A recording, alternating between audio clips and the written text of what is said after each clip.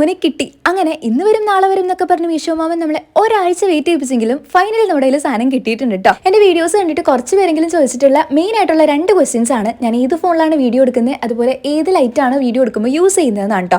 ഇതിനകത്ത് രണ്ടാമത്തെ ചോദിച്ച ക്വസ്റ്റിനുള്ള ആൻസർ ആണ് ഇന്നത്തെ വീഡിയോയിൽ ഞാൻ പറയാൻ പോകുന്നത് കേട്ടോ. ഞാൻ ഇതുവരെ വീഡിയോസ് എടുത്തതിൽ ഞാൻ ട്രൈപോഡോ വേറെ ലൈറ്റും കാര്യങ്ങളൊന്നും യൂസ് ചെയ്തിട്ടില്ല. ഇപ്പോൾ ആദ്യമായിട്ട് ഞാനൊരു ട്രൈപോഡും റിംഗ് ലൈറ്റും മേടിച്ചിട്ടുണ്ട്. മീഷോയിൽ നിന്നാണ് കേട്ടോ മേടിച്ചത്.